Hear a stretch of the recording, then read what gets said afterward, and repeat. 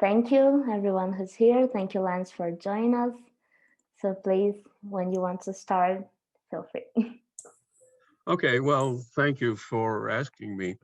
Sort of Nelson and I are old friends, and Nelson Barbosa, and we sort of started talking about inflation in sometime around October, something like that, and decided to try to write up this paper, which just got longer and longer, and I hope people are not bored stiff reading it. So what I thought I would try and do is go over the slides, since we can all look at them, and then we can open it up to discussion, I guess. The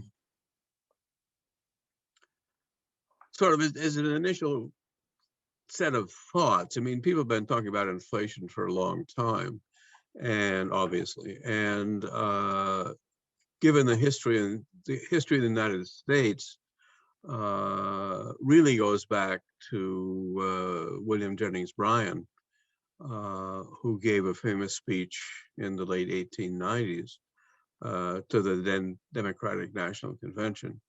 And he said he was a Middle Westerner, and his political base was in the Middle West. And farmers out there, at that point, the economy was, particularly in the Middle West, was mostly agricultural. And people out there farmers out there had been hit very hard. They were in debt and had been hit very hard by inflation. And so he gave this speech essentially saying that you shall not crucify mankind, by which he meant his constituents, on a cross of gold. And that conflict, or that speech, essentially reflected how inflation is a way of resolving social conflict, or sweeping it under the rug, or kicking the can down the road, as we say here. And that's one of the themes in the paper, that inflation really is, to a large extent, driven by social conflict. Now, it can be social conflict over wealth, which was the case for Bryan and the Cross of Gold speech, or it can be conflict over distribution of income, which has been more characteristic of sort of Latin American thinking in the throughout since World War II, basically. Brazil was an early locus of discussion on inflation. There's a guy named Isaac Kurtzkletsky, another American named Werner Baer, and they put together the first compendium on inflation around 1955, something like that, stressing what they call structuralist inflation theory. And that's one of the themes that Nelson and I inherited from that period in Latin America. On the other hand, there is another sort of demand side inflation, which people mostly believe in this country, that essentially is excess demand for goods, or perhaps for labor, that provokes an inflationary process. And putting those two things together is difficult. Each country has its own history of inflation and its own characteristic responses. And that's also an important thing to remember when you're discussing inflation. So what Nelson and I did in this paper is try to tie some of these things together. And it's really, the paper is so long, I got bored reading it again this morning. So I'll just try to pick up some of the high points and take it from there. Now, structuralist inflation theory tends to focus mainly on cost. So if you look at the sort of slide number 2, is that going to come up? Well, I can just look at them over here. Oh, there it is. Suppose you consider total supply in the economy, and the main components of supply are going to be GDP at market prices, which essentially includes total profits plus indirect taxes plus wages.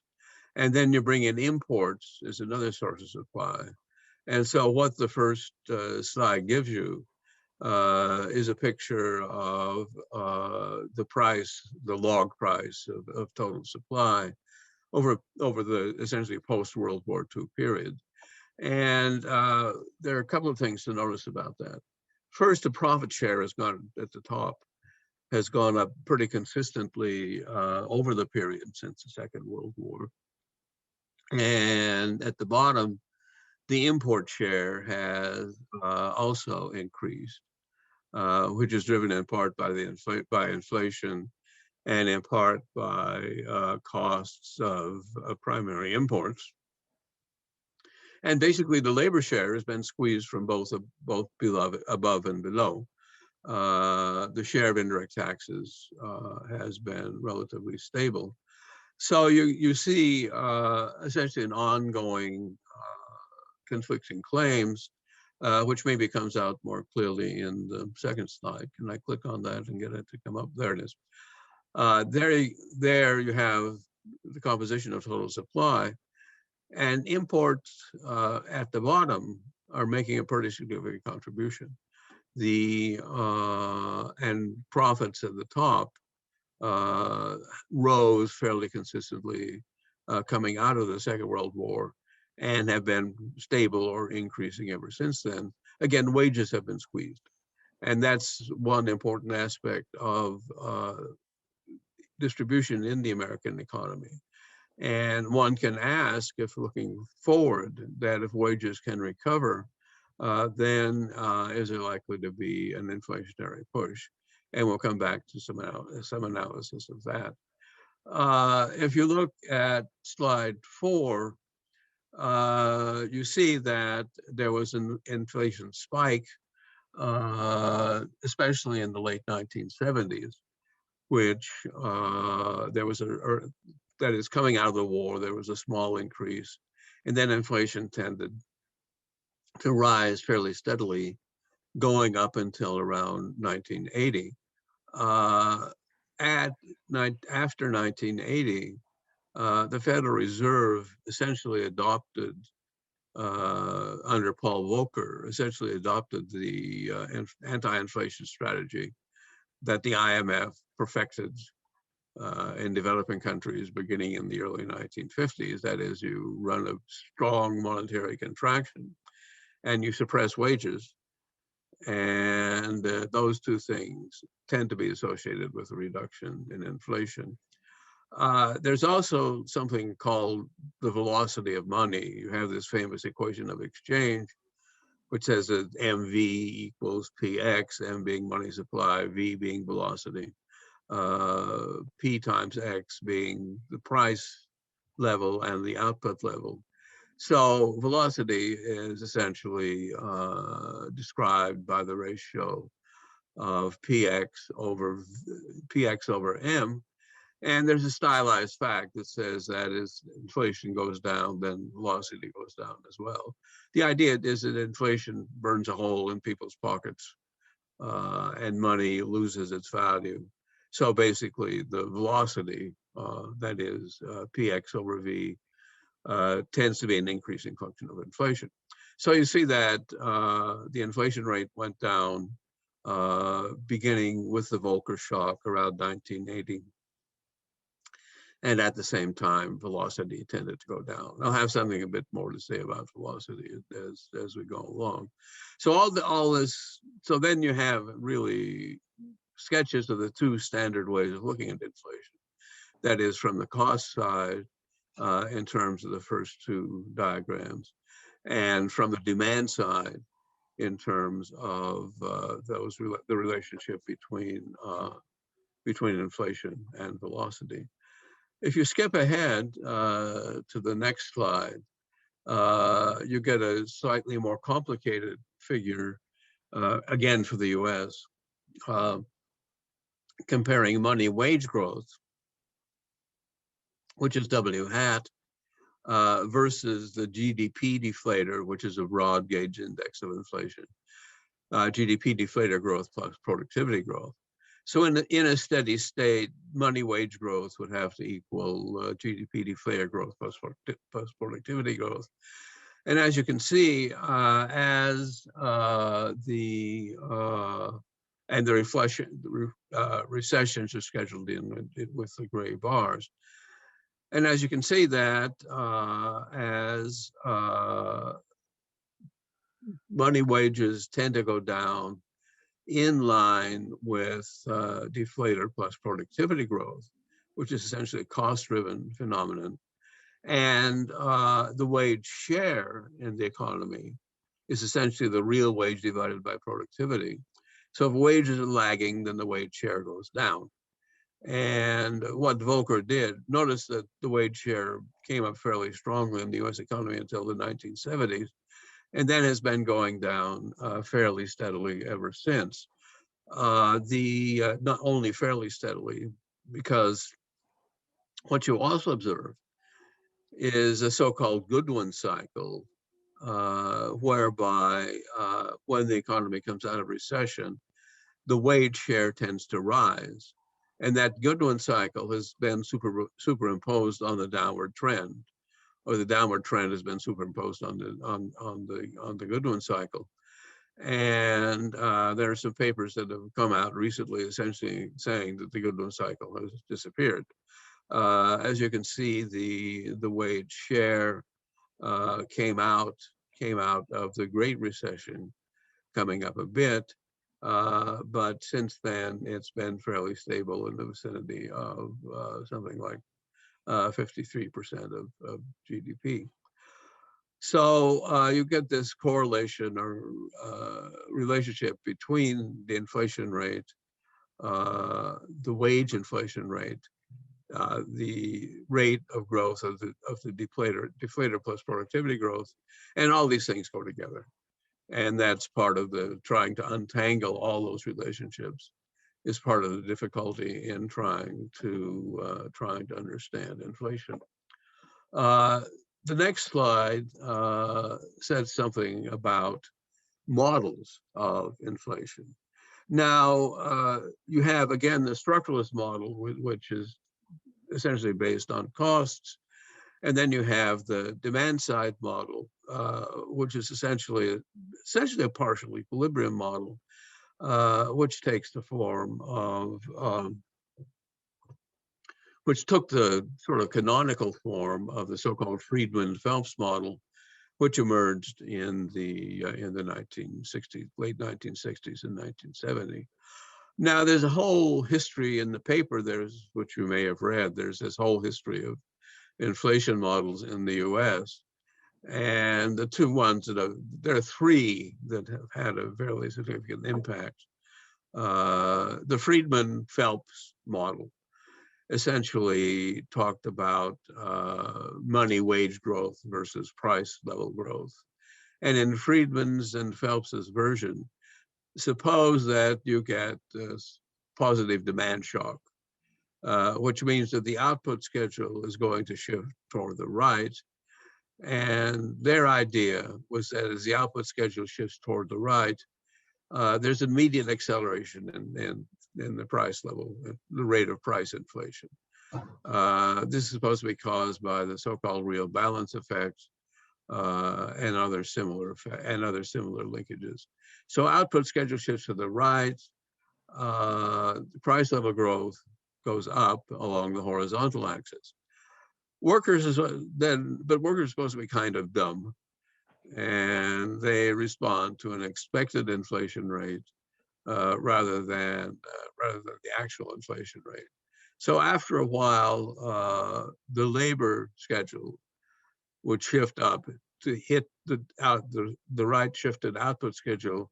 The wage schedule would shift up to hit the price inflation schedule along the 45-degree line.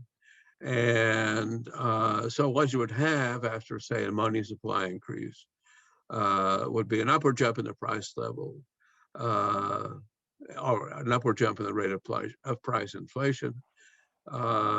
Then wage inflation would slowly increase, and that would set up a new equilibrium where the output schedule and the labor schedule cross at a higher rate of inflation. Now that model gave rise to Friedman's sort of assertion that the inflation is everywhere a monetary phenomenon. which is kind of misleading, because what he really was saying, that if you keep speeding up acceleration of the money supply, then inflation will catch up, but it's no direct linkage. It's not direct linkage to inflation or the price level of a sort that I will describe later. Now, at Chicago, not long after the Friedman model appeared, you have the emergence of Robert Lucas and another version of this figure, that is figure 6, which basically says that wages and prices keep growing exactly at the same rate. That's a version of the vertical Phillips curve that people were talking about. And essentially it was phrased in terms of inflation expectations, so that instead of having a lagged response to the expected inflation rate, which is what Friedman had, essentially you have an upward jump in the expected and actual price and wage inflation rates when the output schedule shifts to the right, so that everything jumps up immediately. Now, this Lucas's assertion of his model came out in the late 1970s, which was just before Volcker staged the Federal Reserve shock. And Lucas essentially argued that you could stabilize inflation.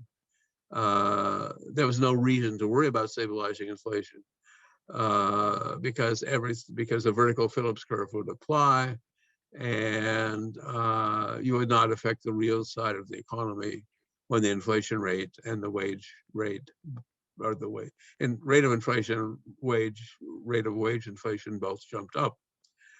Now, of course, an output would not be affected.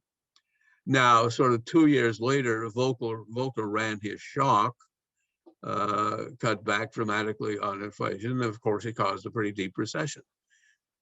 So Lucas's analysis should have gone into in Nelson's phrase, Lucas's analysis should have gone into a museum of failed projections about what goes on with inflation. And of course, he was wrong. Volcker staged his recession, and inflation went away. Volcker, by the way, is an interesting figure. He was essentially brought in to be an executioner, and he carried out the hanging or the execution of inflation about as efficiently as you might expect. But he'd said differently, but he certainly knew he would cause a recession when he imposed a policy. And in fact, the recession was fairly deep by American standards. Lucas, meanwhile, sort of took over discussion in terms of expected inflation. Now that, again, raises another issue in terms of economic history, the history of economic thought. Keynes, in the general theory, talked about what he called expectation in the singular. And what he meant by expectation was essentially a consensus view of what was going on with the economy. When economics became mathematized after the Second World War, Keynes's expectation was pretty much replaced by expectations in the sense of probability theory. That is, the expected value of a random variable is, of course, the first moment. And essentially this notion of first and second moments, or third or fourth moments, of random variables became the professional view of what is meant by expectations. And Lucas essentially was saying that if you have rational expectations, that people, if they're aware of what's going on, will certainly form correct expectation in the statistical sense of what is going to be the rate of inflation. Now that view of expectations has completely taken over the profession, of course, and Keynes's earlier usage of the phrase has essentially vanished, but it still sort of carries over in the background. And that's something that I may come back and say something about in a minute. Okay, are you keeping up with all of this? I'm talking pretty fast, but Yeah, it's fine. and it's a very long paper. So then you'll notice, by the way, that I had a Laffer curve, that I had the velocity curve back there a while. And that essentially underlay the so-called Laffer curve, which was another key piece of reasoning about inflation in the US.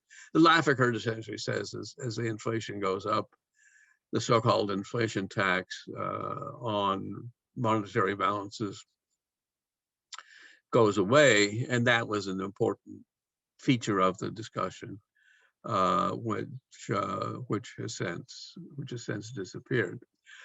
Okay, now if you take a look at Figure 7, you see that inflation versus a short-term federal funds rate. So again, there's a fairly close relationship, which carries over fairly strongly into most discussions of inflation. Now, but that has had pretty significant impact in the United States because there's a notion called capitalization. The asset price, the price of some asset, say an apartment building. Suppose you own an apartment building. What should be the price of that building if it's placed on the market? Anybody want to take a guess?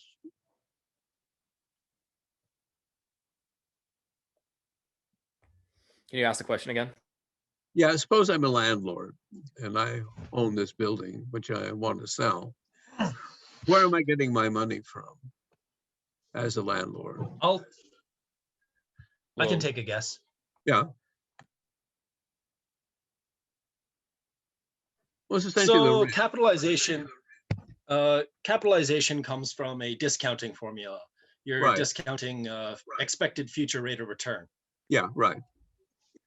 So then the simple version of that essentially is, I mean, you can run through the discounting integral and go through all the mathematics of that. But the simple expression is you just take the return, which for a building would be a rent, and the rent roll, and you divide that by the current real interest rate, and that gives you the value of the building. So in a simple model, an asset price is essentially the return to the asset. In the simplest model, the asset price is essentially the return to the asset divided by the interest rate. Now, notice how the interest rate, the Fed funds rate and real interest rates have gone down in the US pretty strongly ever since the Volcker shock. So what that is saying is that basically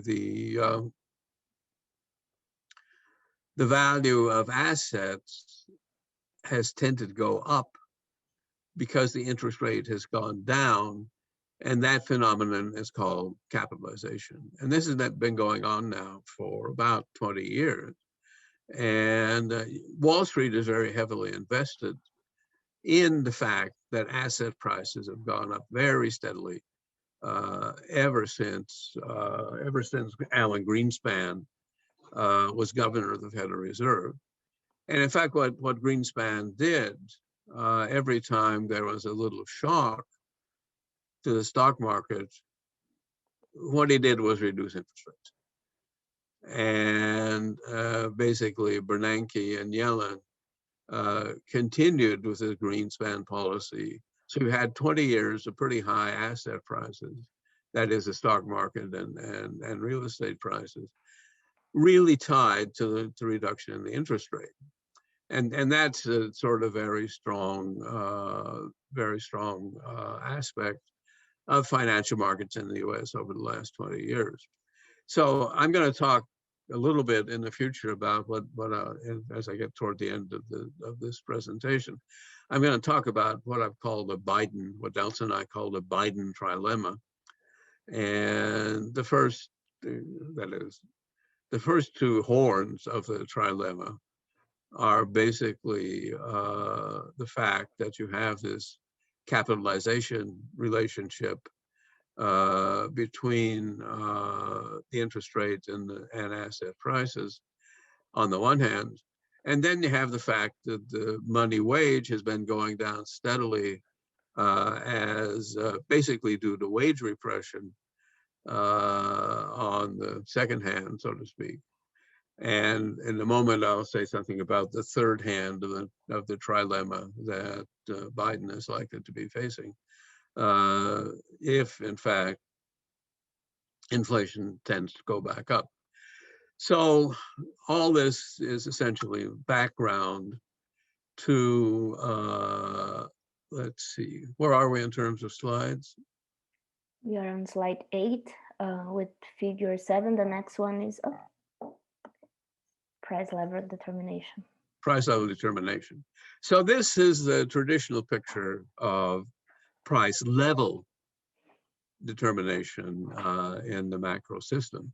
That is, there's supposed to be a kink in the supply curve. That is, that you have at some price level, which is essentially driven by wages and exchange rate, which is stable at a level P0.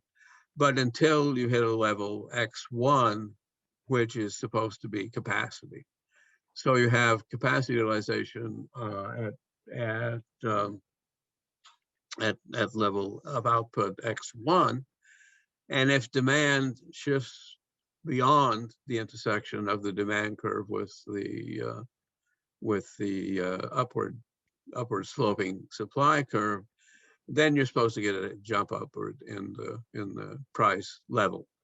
Now, this is essentially the theory of inflation that's built into modern monetary theory, which is I think probably past its zenith in terms of general discussion. But if you push demand so that it beyond the X1, or try to push demand beyond the X1 level, then you would get an upward jump in the price level, which is not macroeconomically feasible. So something has to happen if the price level has an upward jump. Now that's, again, where the distributional aspect of inflation comes in. Suppose the price level jumps up. Who is going to get the money?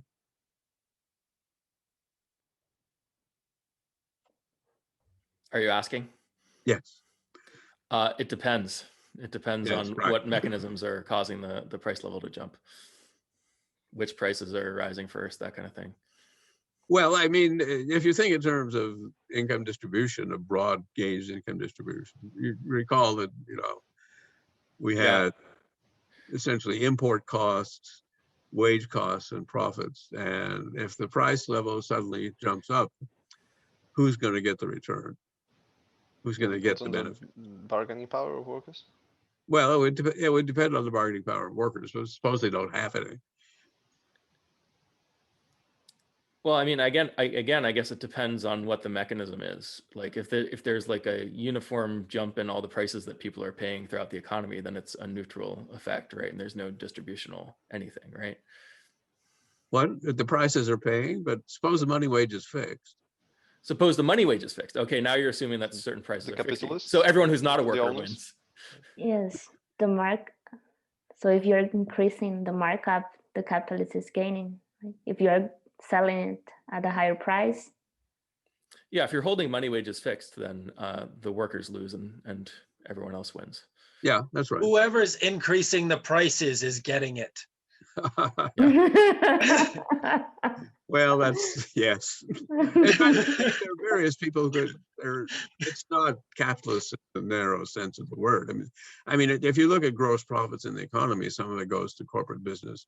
Some of it goes to proprietors, that is lawyers and doctors and that kind of thing. Some of it goes to farmers. So it's a bit misleading to talk about capitalists exclusively, although they're obviously important. There was a piece in the Financial Times in the business section a couple of days ago, and somebody was talking about all the different prices that were going up and saying this one is likely and that one's not so likely, etc. So, it's complicated. But in any case, profits in a general sense would tend to increase.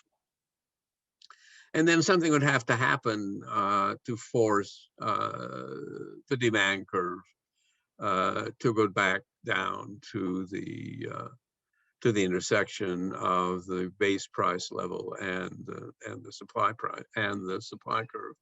And there are various stories that you can tell. But this notion that price level is jumping is essentially central to monetarist inflation theory. It's prices that jump, and then they don't worry too much about the distributional implications. Let me also add something that I might have mentioned, that I probably should have mentioned earlier, but which I should probably try to bring into the discussion now. If you're thinking of a Phillips curve, what do you think of? It's a relationship. What kind of relationship is that? Yeah, so originally it was a relationship between unemployment and wage levels, and then that's right. I mean, this guy Bill Phillips in England, who was actually did a number of interesting things. He also had a hydraulic machine, which was sort of he and Irving Fisher independently came up with sort of hydraulic devices which showed how the economy was supposed to respond to various kinds of shocks. So in any case, Phillips did that. But one thing he did was replace the money wage, or set up a relationship between the money wage rates and the level of unemployment.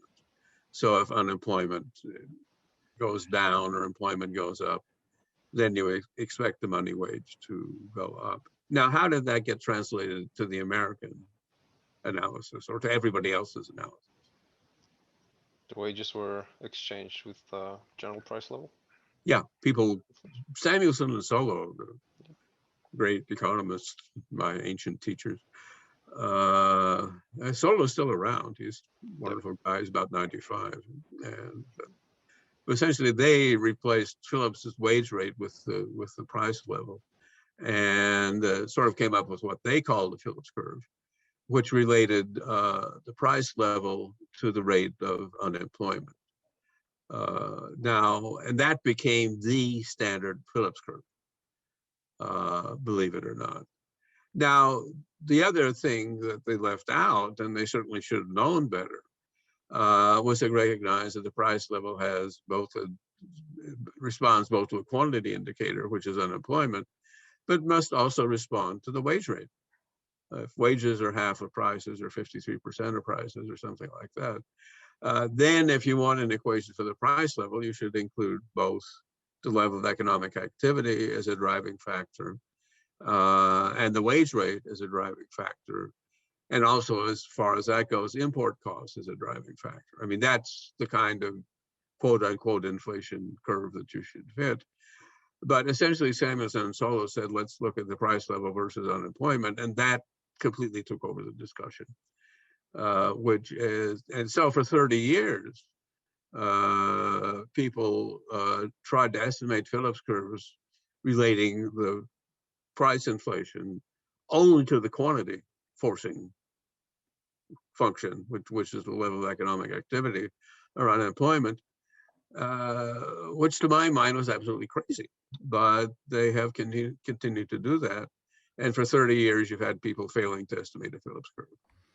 And is that because they were assuming a more direct relationship between wage levels and the price level? So they took Phillips' initial relationship with the wage level, and they thought they could translate that over. And maybe you don't see you don't agree with their estimation that the wage level affects inflation in that way. Is that right? Well, I don't know what they assumed. And Samuelson and Solow damn well should have known better. I mean, they're very bright guys, and they should have recognized that the price depends both on the level of economic activity in this case, and they should have included the wage in their Phillips curve. But they did not. I guess what I'm getting at is that Phillips included the wage in his Phillips looked only curve. at the wage. Yes. And they kind of drew this connection between the wage and the price level. No, So they they had didn't these- say anything at all about No. about the wage.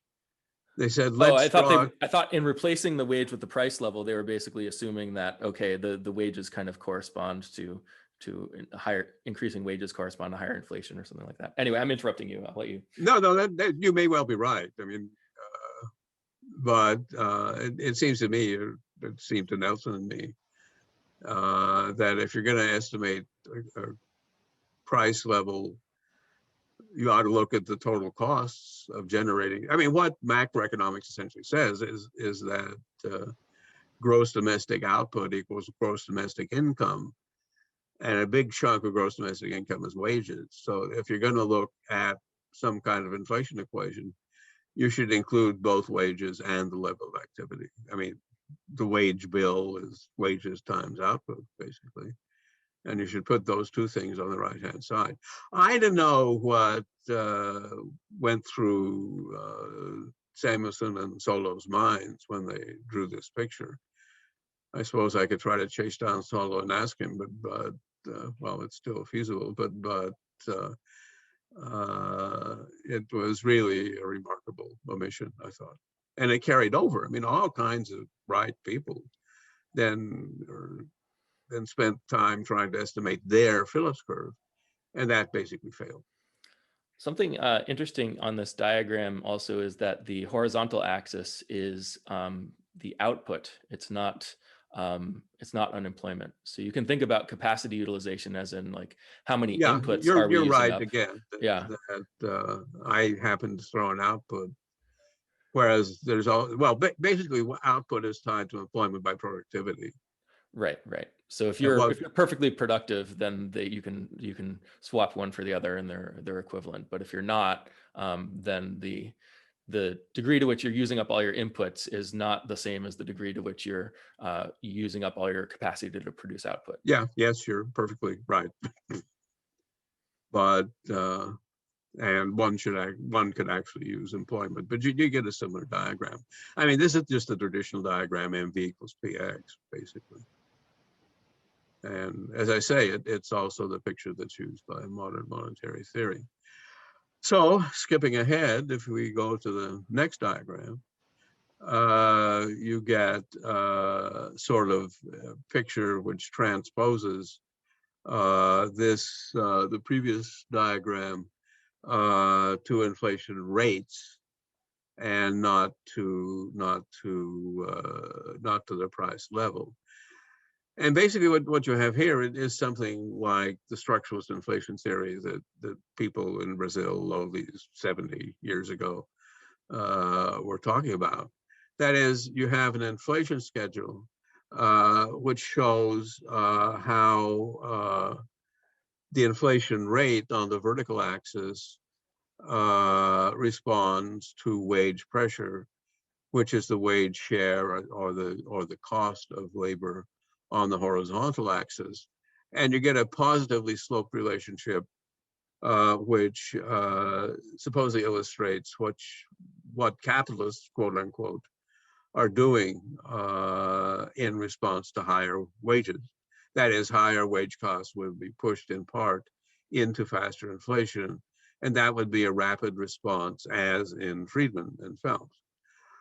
At the same time, you have sort of the dumb workers who take a while to push up their wages in response to higher prices, and at a steady state, you would have a stable wage share, say at point A, and that would be an long-run equilibrium in the economy.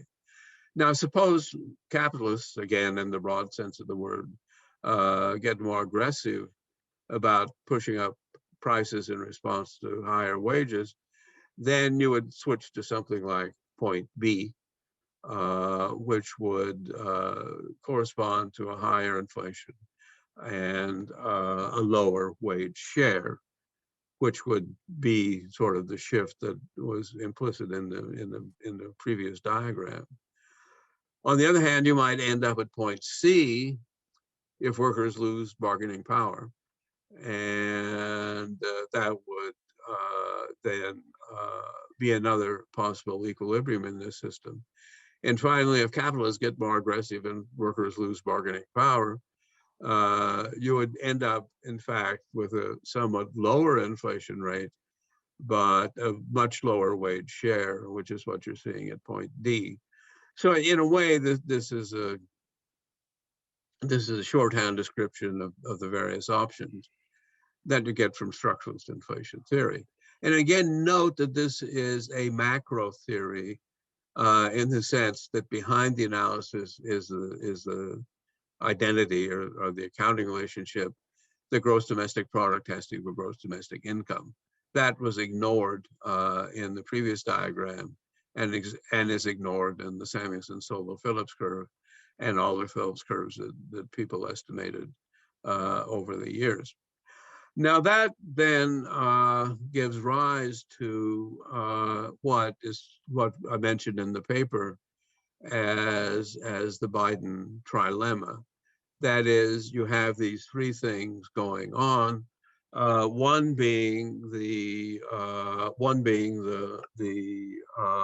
capitalization of the low interest rate, thanks to Alan Greenspan, that gives rise to the high asset prices, and also gives rise to fairly pleasant feelings on Wall Street.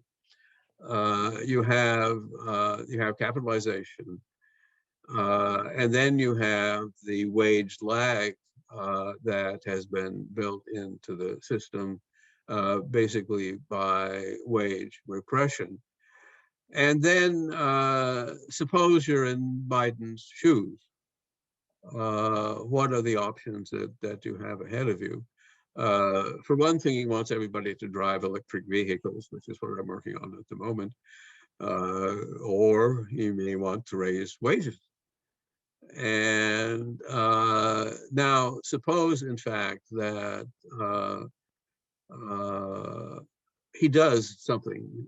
That is, there are all these institutions in the United States that have essentially been working for the last 50 years to hold wages down. There's been essentially a dismantling of all the apparatus that dates from the New Deal, which was put in place to protect labor. The National Labor Relations Board is essentially a charade or a scam. You have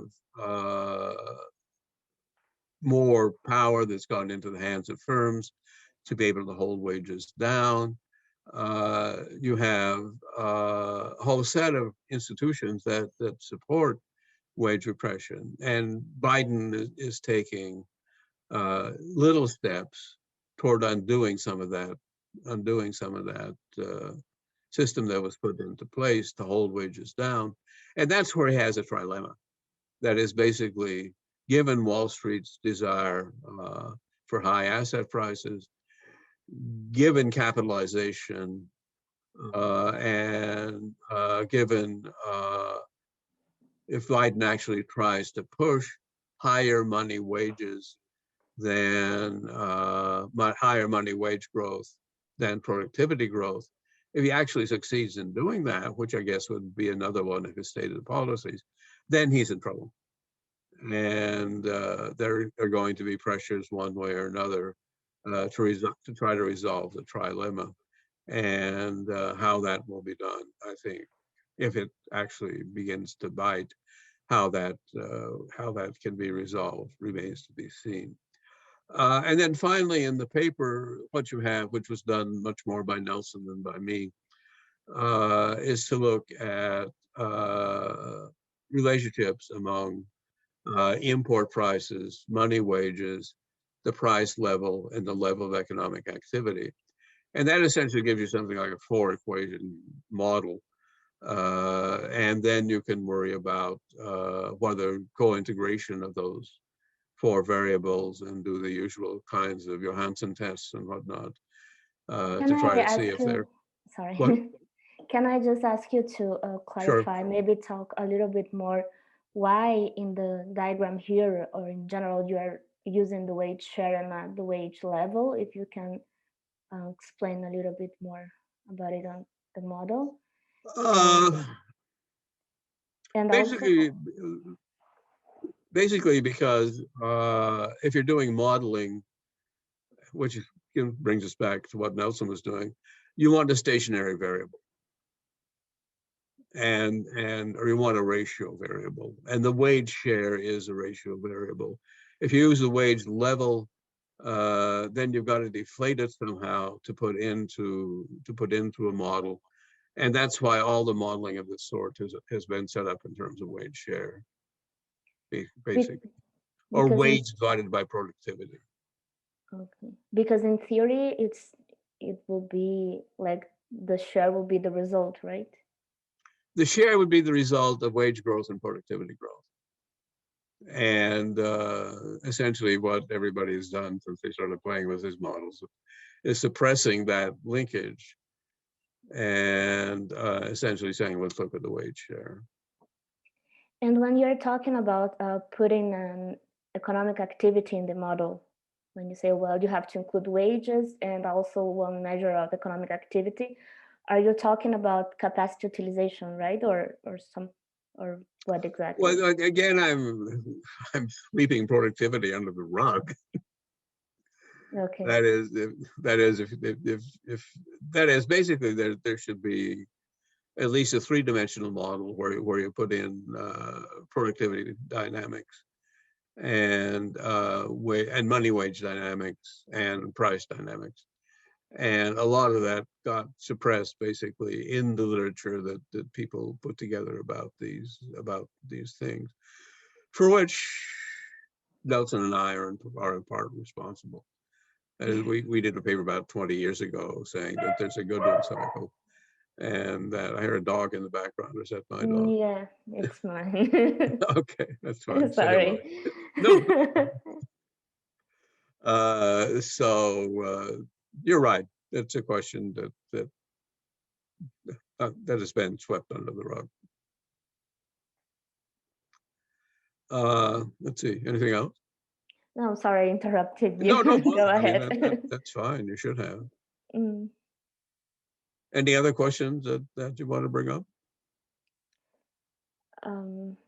Maybe before, I don't know, it was something that, no, you can keep up. We can ask later, maybe this broader question. Well, did you have more you wanted to say, or do we want to just go into questions now? Why don't you just go into questions? I mean, you can go over the econometrics, which was mostly done by Nelson. And essentially what he ended up doing was setting up a VEC relationship in levels among inflation, wage share, import share, and essentially the price level. And we can go through it if you want to, although that's not what I do these days. and I mean, it's all relatively straightforward. And notice that he has a rate of employment. So why don't we have general questions? Yeah, maybe one question just to start, but if you have other questions, please just unmute yourself. We are a small group, so I think we can, we don't need much moderation. Yeah. But one thing that came up in our discussions on last Saturday was this relationship about with the interest rate and inflation, that it's closely related to the trilemma you mentioned, because it is valid only if you rely on the interest rate to control it. And so do you think there's a way to decouple inflation from the interest rate, or what precisely should guide the short-run interest rates? The role of monetary policy, or what other tools do we have to deal with inflation? You don't have much. I mean, besides the interest rate or besides monetary policy, in that sense. I mean, monetary, in a way, it depends very much on the country and the situation in the country at the time.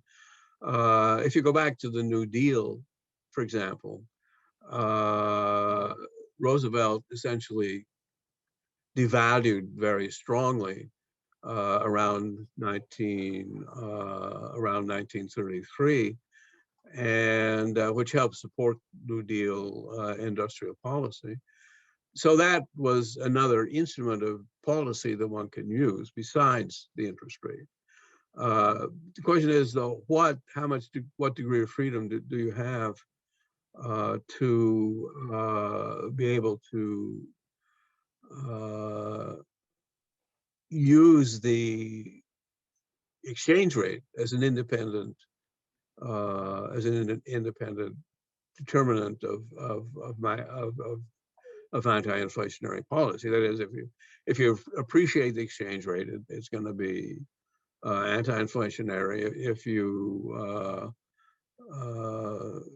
devalue, it's going to be pro-inflation. It's going to be inflationary, and then that depends essentially on how open. It depends to a large extent on how open your capital market is. And then there have been various degrees of capital market controls, which more or less free up the exchange rate as another instrument. But that depends very much on the institutional circumstances of the country at a given time and place. In the US, for example, when Robert Rubin took over as Treasury Secretary or Minister of Finance under Clinton, by that time, the low interest rate policy of Alan Greenspan had been built into Wall Street.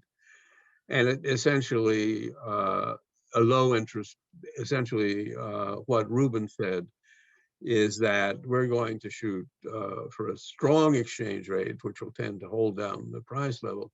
And that got built into American policy for 20 years through Clinton and Bush. And that interaction between policy formation and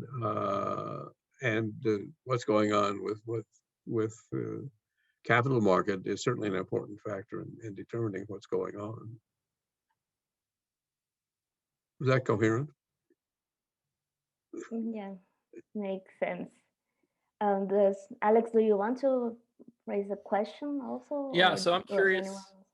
I'm curious if you see there being a way for Volcker to have done what he did, raising interest rates and tightening credit conditions to rein in inflation without causing a recession. Like if you were Volcker at that time, what would you have done? Was there an optimal solution there? Well, I mean, I've got 100% hindsight, I guess, or 20/20 hindsight. But I mean, what Volcker did, you'll notice that the wage share started going down prior to Volcker.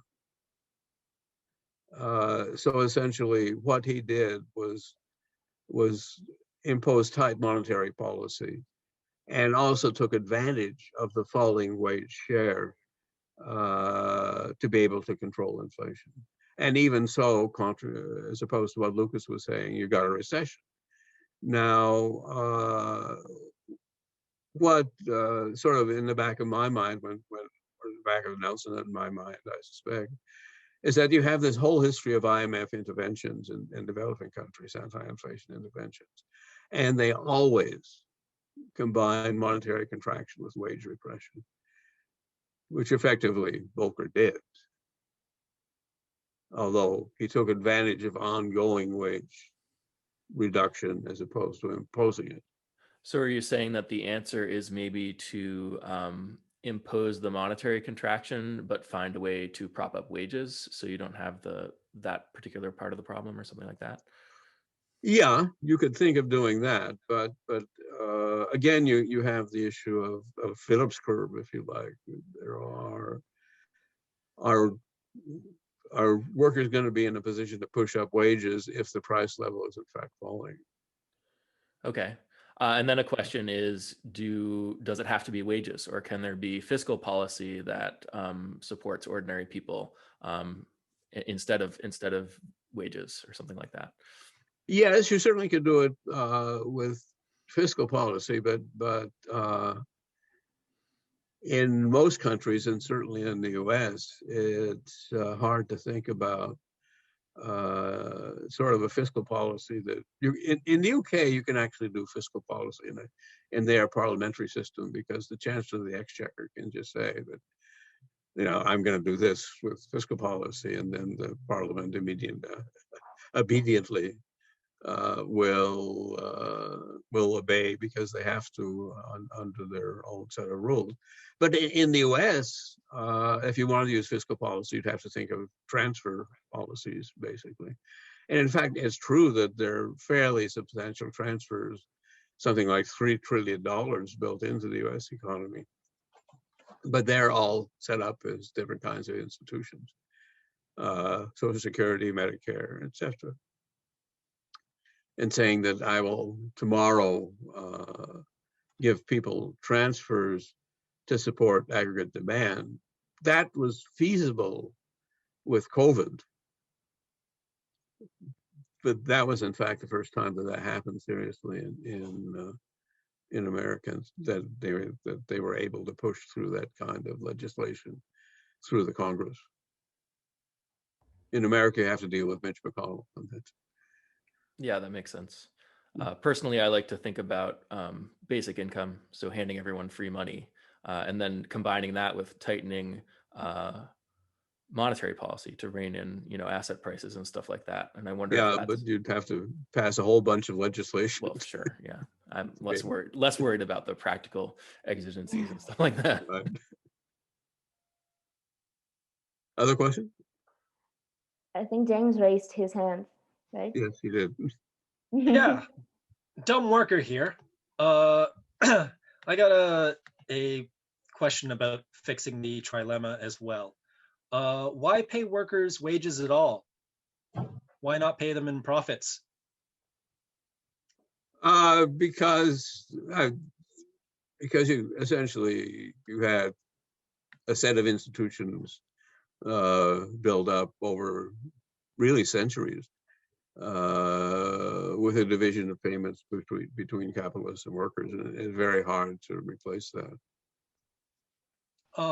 Well, there's also profit sharing, which has kind of been done since the 80s anyways, partially as a response to inflation.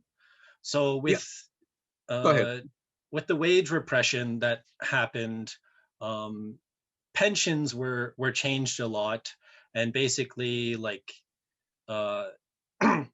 with these pension programs and whatnot, they're now tied to the stock market a lot now. They are tied to profits now. Mm-hmm. So workers are getting paid some compensation in the form of profits. They just can't really touch it until retirement.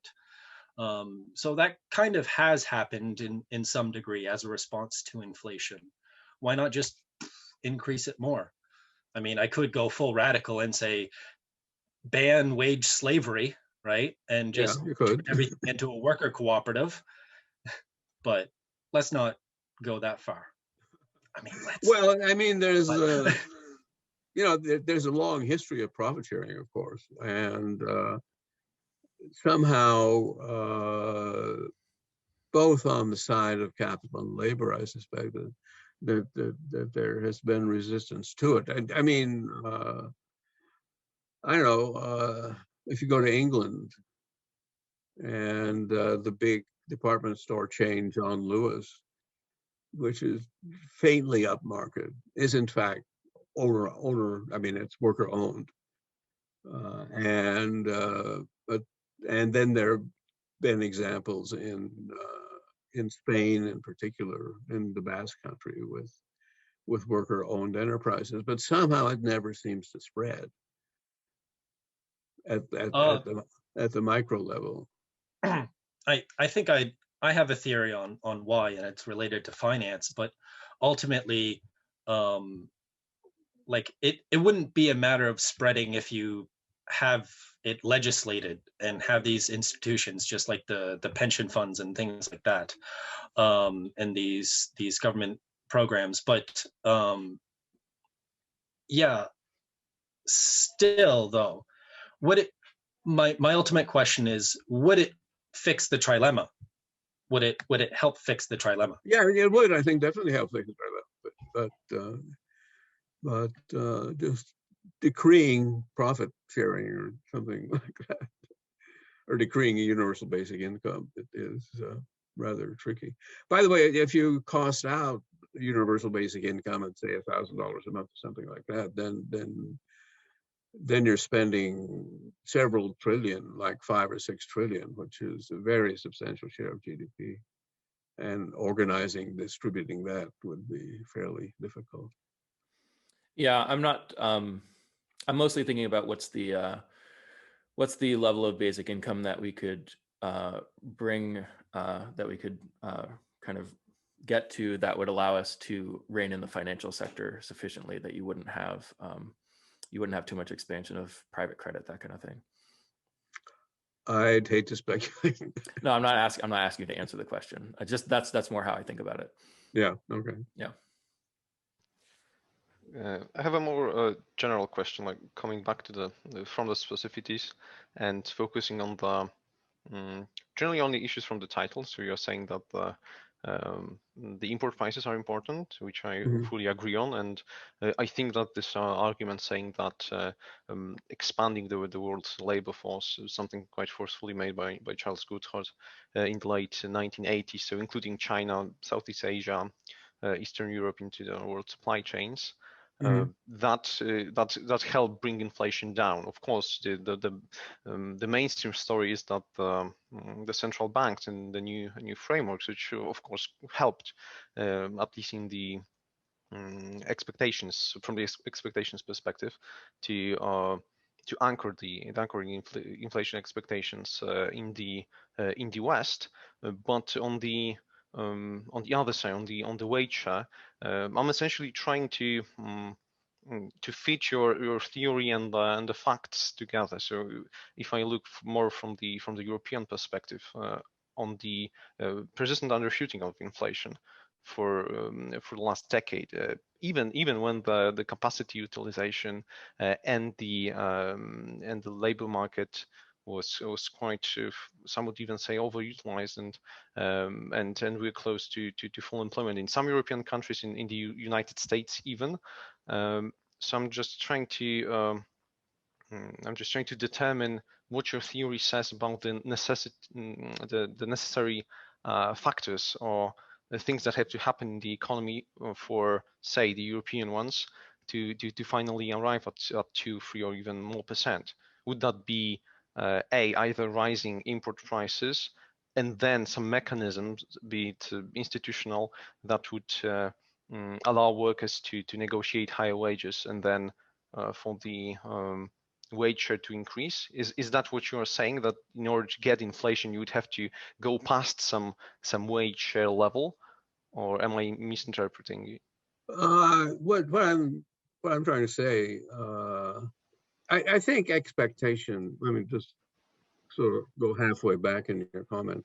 I think expectations is really a useless concept. What you have are a set of institutions in any given economy, and actors in the economy do so subject to those institutions. Now, one important institution is the significance of wage bargaining, and that doesn't depend on so much on expectations as it depends on the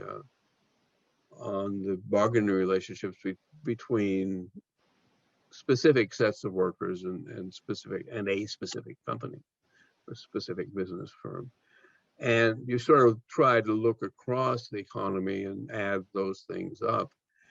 And it's essentially what you have at the macro level is a conflict between pressures for wage increases in all the different industries and capitalists and the business owners' desire to have high profits. And if you get wage pressure, which really depends on legal restrictions and on how labor markets operate. If you get wage pressure, then you're likely to get price pressure. You're not going to get an ongoing inflation from the price side alone. That is, you can push up, prices can jump, certainly, but inflation is a dynamic process, which, if it is entrenched in the economy, means essentially that both wages and prices have to be going up more or less in tandem. And if wages go up, money wages go up more rapidly than productivity, that's going to push into prices, which could then create an inflationary spiral. But you're not going to get inflation unless there is substantial cost pressure. And the major sources of cost pressure are going to be wages and the exchange rate. Thanks, makes sense. So I think I just want to kind of dig into that a little bit more. So if you are flooding the economy with a ton of money all the time, we know that that's kind of has to cause inflation. There's an amount of money where if you cross that amount of money, you're definitely going to be causing inflation, right? So would you say that that acts through a cost mechanism as well? It has to. Okay. The value of output equals total cost. Total cost involves wages. Okay. So you're saying, but if we're just handing consumers money, right? Where does the cost, like at what step does the cost come into play? Because at first they just have more income. And then I guess maybe the cost is that they now have more negotiating power to drive up their wages. They have more spending power, but it goes back to that. It have more spending power, and then in response to the increase in money, the price level could jump up. But doesn't that feel more like a demand pull? That essentially gives money to capitalists in the general sense of the word, and shifts the income distribution against labor. If labor responds by pushing up money wages, then you can have an inflationary process. I see. So it's that you'd have the demand pull, but then that kind of induces costs to rise, and then that starts the inflationary cycle. Is kind of how you see it. Yeah, exactly. Okay. And you can argue about causality. I mean, that goes back to the hyperinflations in Europe in the 1920s. I mean, essentially, you had two schools of thought about the German hyperinflation. And one essentially said it was printing too much money.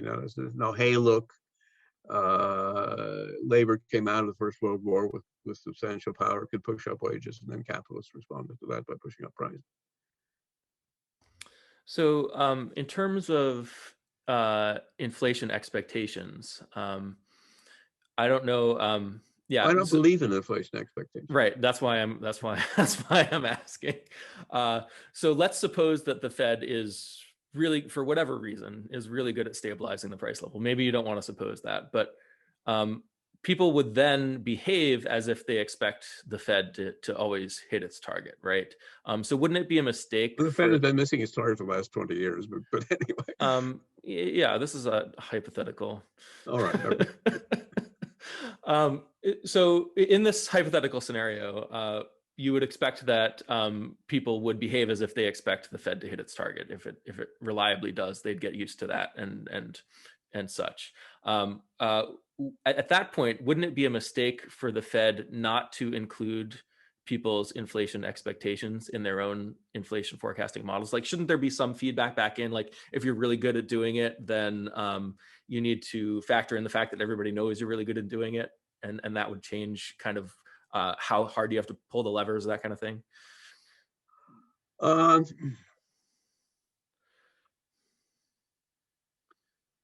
Yeah, again, it seems to me that you have to think in terms of the way the economy is actually functioning. And it's certainly perfectly clear that if you slam on the monetary brakes hard enough, you can destroy enough purchasing power and cause a recession, and that in general will lead to a reduction in inflation. The fund over the decades learned that if you really want to make that work, then you better cut wages, and which means, you know, intervening in the institutions of the economy to force wage demands down. And you have to do that in a way because wages are 50, 60%, wage costs 50 or 60% of total cost. And you can't get price inflation down unless you get wage inflation down. And sort of talking about, I mean, what are inflation expectations? I mean, you know, I'm sure mine is different from yours. Well, I think by default, people don't really think about it too much, and they don't worry about it, and they assume that their money is being managed properly. And then when it's not, that's when bad things happen. I don't know. That sounds about right to me. They don't think about, or they don't really know inflation in most cases. So here's a question, which is, why is the price level important as a price? Why is it important that it doesn't change too much? Why should we care about any of this? Well, essentially Keynes argued, or you can read Keynes as arguing, that the key price in the economy is the money wage, because the price level is basically a fairly stable markup on the money wage. And if the money wage is relatively stable, then the whole structure of prices is going to be relatively stable, and people can just go about their business without worrying about things too much. I'd just like to point out that if the price level is a fairly stable markup on the money wage, then it's not that much of a jump to go from a Phillips curve that relates unemployment to wage levels to a Phillips curve that relates unemployment to the price level. Yes, except that the money wage can always change, and the exchange rate can change. Right. So it's not a perfect constant markup or something. No, but Yeah. it's tends to be a fairly stable one. Well, no, I mean, that's why the system can function as it functions. And Lance, one thing that I was also puzzling in the text that maybe you can elaborate more now, it's about you say that monetarism or other theories of inflation are micro based and not necessarily macro based. So could you talk a little bit more about those differences? I mean, well, what I meant to say there is that a macro theory essentially has to take into account the fact that gross domestic product equals gross domestic income. I mean, that's sort of the way that's true in some hypothetical or some theoretical practice. And everybody talks about the national accounts, and that's the way the national accounts are put together. So essentially, it's unavoidable that you should try to combine the price level with the value of output with the cost of reducing output. And that necessarily is a macroeconomic relationship. Monetarism essentially is a micro relationship in the sense that MV equals PX. And you say something about what's constant or what are the constants in that particular equation. But if you say that if V is constant and output goes up, then the price level is pretty well got to go up. And you get into a more micro-based theory that is essentially saying that price depends on the level of economic activity. Looks like the standard diagram that was slide 8 or something like that. And that really strikes as being much more a micro theory. If you hold V constant and the output goes up, then the price level would go down. Yeah. Yeah. Okay. So let V go up then. But say, yeah, your point is still the same. mm-hmm.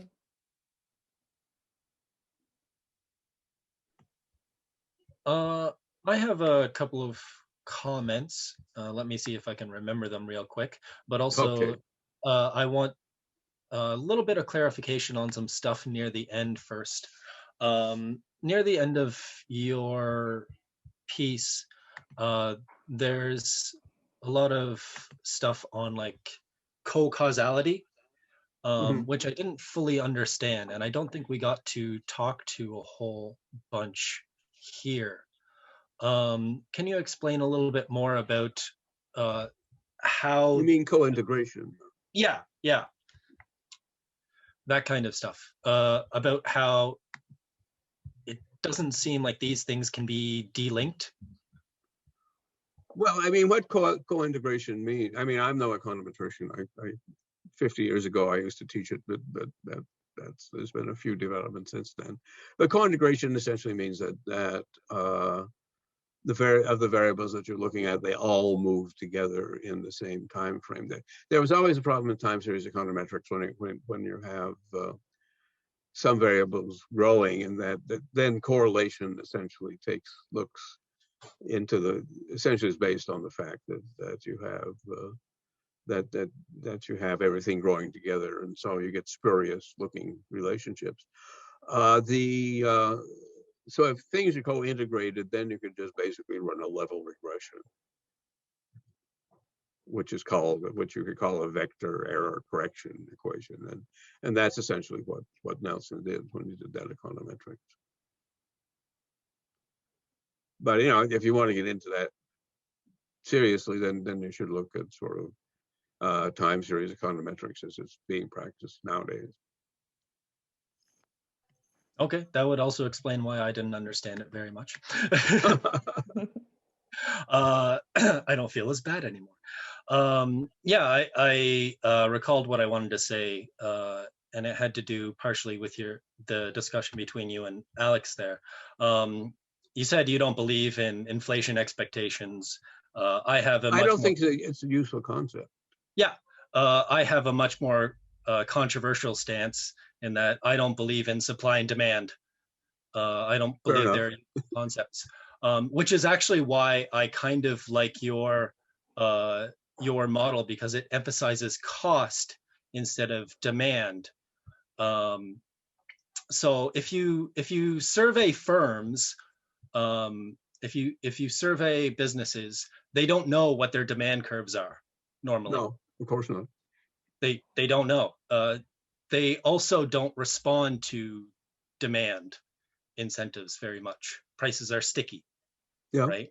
Yeah. So this is also something that should be kind of important in that conversation there. So when you're talking about like having more and more money, you sort of said that, yeah, it kind of has to go somewhere and the prices got to go up and whatnot. But that's a assumption about demand. But well, it has to go somewhere, and if wages are relatively stable, then that's going to go to profits. It's the only place it can go.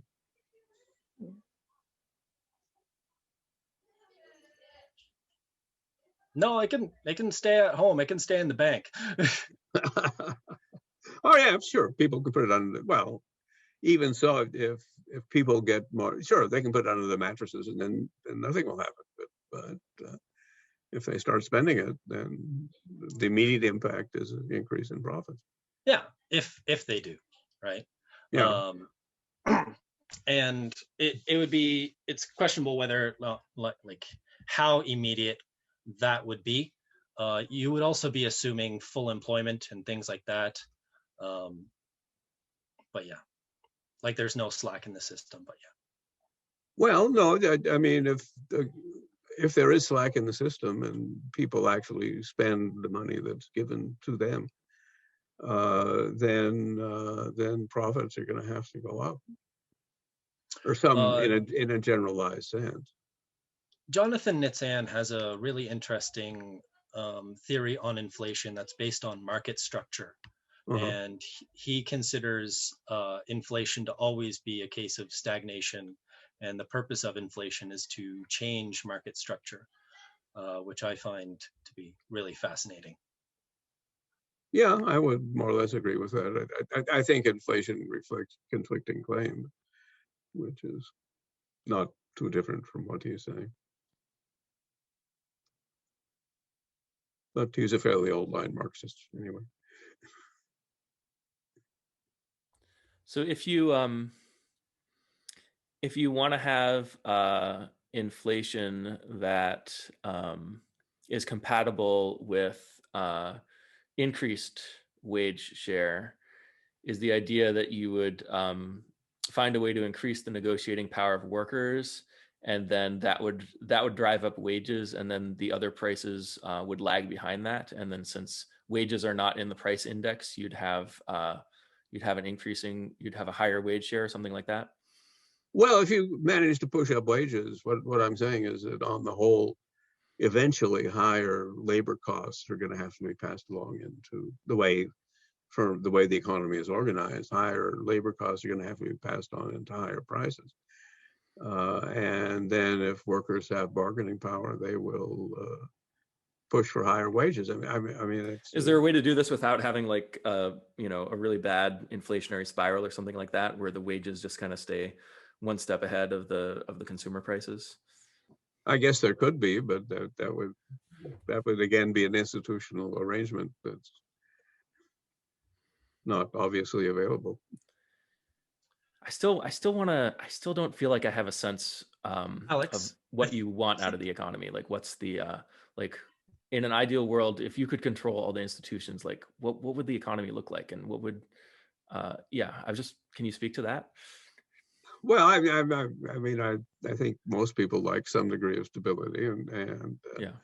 It would be nice to have higher income toward the bottom, which is not just wages. I mean, there are all kinds of, you have transfer policies and various kinds of interventions that you can make to support people near the bottom, which I want to do, but many people don't want to do that. Wall Street in particular does not want to do that. I see. So you want more kind of direct government support for people at the bottom, essentially. Well, yeah, but okay. For people at the bottom and the middle class, I mean. Okay. I want the U.S. to be Denmark. Oh, there you go. That's okay. So now we can just look at Denmark, and that answers the question.